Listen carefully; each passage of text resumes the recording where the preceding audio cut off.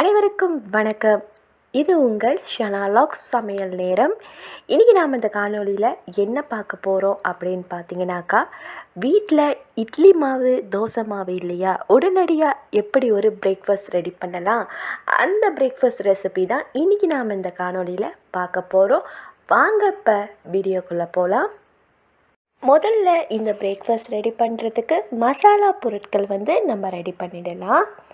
ஒரு பேன் எடுத்துக்கோங்க.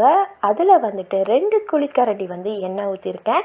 என்னோடய குழிக்கரண்டி பார்த்திங்கன்னா சின்னது தான். அதில் 2 குழிக்கரண்டி நான் எண்ணெய் ஊற்றிக்கிட்டேன்.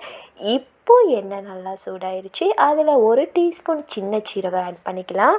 சின்ன சீரகம் ஆட் பண்ணிவிட்டு அது நல்லா வந்ததுக்கு அப்புறமா வெங்காயம் பார்த்திங்கன்னா ஒரு பெரிய வெங்காயம் எடுத்து சின்னதாக சாப் பண்ணி வச்சுருக்கேன்.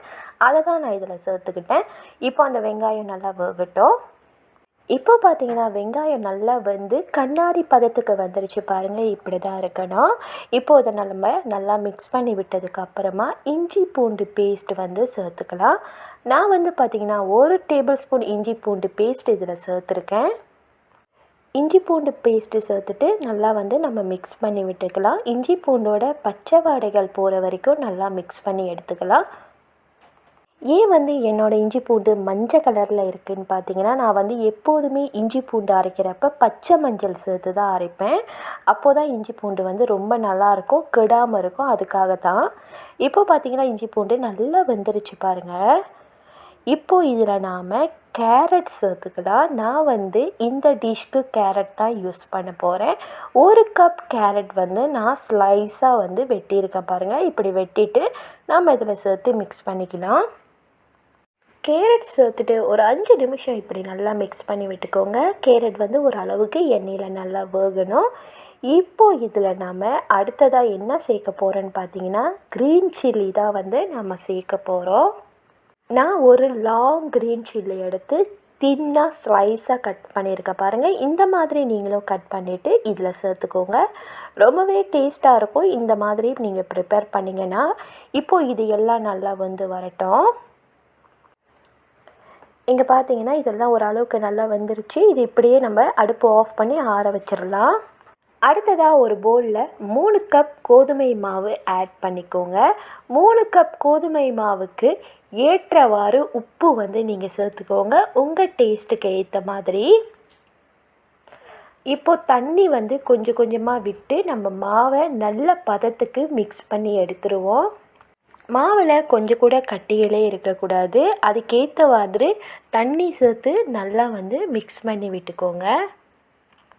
மாவு இந்த அளவுக்கு நீங்கள் நல்லா மிக்ஸ் பண்ணி எடுத்துக்கோங்க. இப்போது அடுத்ததாக நாம் தாளித்து வச்சுருக்கிற மசாலா பொருட்களை இதில் இப்போது ஆட் பண்ணிக்கலாம். மசாலாஸ் சேர்த்துட்டு நல்லா மிக்ஸ் பண்ணி விட்டுக்கோங்க.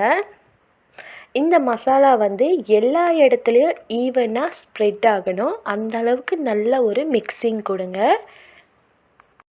நல்ல மிக்சிங் கொடுத்ததுக்கு அப்புறமா இப்போது நாம் இதில் தயிர் சேர்த்துக்கலாம்.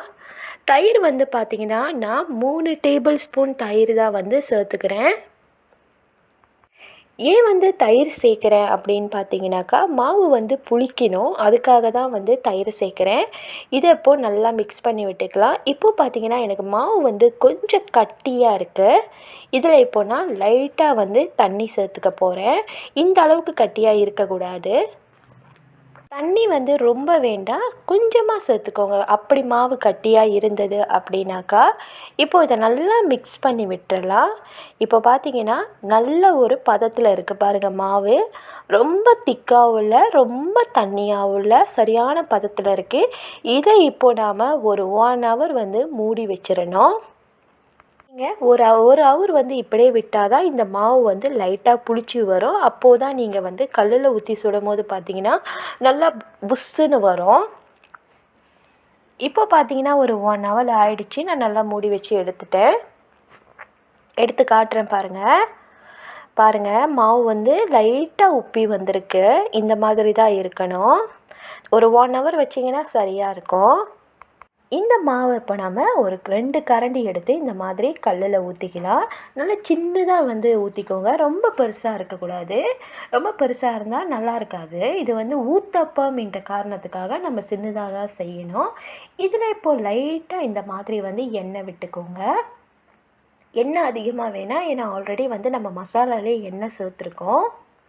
இது கோதுமை தோசை அப்படின்றதுக்காக வேகிறதுக்கு பார்த்தீங்கன்னாக்கா எனக்கு ஒரு 4 நிமிஷத்துலேருந்து 5 நிமிஷம் பிடிச்சது. ஒரு தோசைக்கே நல்லா வேக வச்சு எடுத்துக்கணும். அப்போ தான் சாப்பிட்றதுக்கு நல்ல டேஸ்ட்டில் இருக்கும்.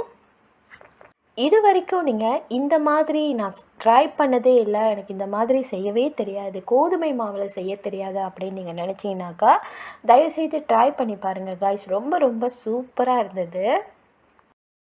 இந்த மாதிரி 2 பக்கமும் நல்லா திருப்பி போட்டு வேக வச்சுக்கோங்க. இப்போது பார்த்தீங்கன்னா நம்மளோட ஊத்தப்பம் சூப்பராக ரெடி ஆகிடுச்சு. இதை நம்ம வெளியே எடுத்துடலாம். மீதம் உள்ள மாவும் பார்த்திங்கன்னா நம்ம இதே மாதிரியே சின்ன சின்ன ரவுண்டாக ஊற்றி நம்ம ஊத்தப்பம் ரெடி பண்ணி எடுத்துக்கலாம். வேலைக்கு போகிறவங்களா நீங்கள் உடனடியாக உங்களுக்கு பிரேக்ஃபாஸ்ட் செய்யணும், எனக்கு டைம் இல்லை அப்படின்னு நீங்கள் நினச்சிங்கனாக்கா மாவெல்லாம் மிக்ஸிங் பண்ணிவிட்டு இதில் 1 டேபிள் ஸ்பூன் பேக்கிங் சோடா போட்டு ஊற வச்சுக்கோங்க. ஒரு 15 நிமிஷம் ஊற வச்சாலே போதும், உங்களோட மாவு சூப்பராக ரெடி ஆகிடும். இப்போது பார்த்தீங்கன்னா நம்மளோட கோதுமை ஊத்தப்பம் சூப்பராக ரெடி ஆயிடுச்சு பாருங்கள். இப்படி தான் இருக்கணும். நல்லா சாஃப்டாக இருக்குது பாருங்கள். இதோடு சாப்பிட்றதுக்கு பார்த்தீங்கன்னா நான் தேங்காய் சட்னி தான் ரெடி பண்ணி வச்சுருக்கேன். ரொம்ப ரொம்ப சூப்பராக இருந்தது காய்ஸ். உண்மையாலுமே ட்ரை பண்ணாதவங்களா இருந்தால் கண்டிப்பாக ட்ரை பண்ணி பாருங்கள். என்னோட இந்த காணொலி உங்களுக்கு பிடிச்சிருந்ததுன்னா லைக் பண்ணுங்கள், ஷேர் பண்ணுங்கள், கமெண்ட் பண்ணுங்கள். என்னோட காணொலியை பொறுமையாக பார்த்த உங்கள் அனைவருக்கும் மிக மிக நன்றி. மறுபடியும் நாளைக்கு ஒரு சூப்பரான சமையல் வீடியோவில் உங்களை சந்திக்கிறேன். அது வரைக்கும் உங்களிடமிருந்து விடைபெறுவது உங்கள் ஷனா லாக்ஸ். Bye bye, take care guys. Love you all.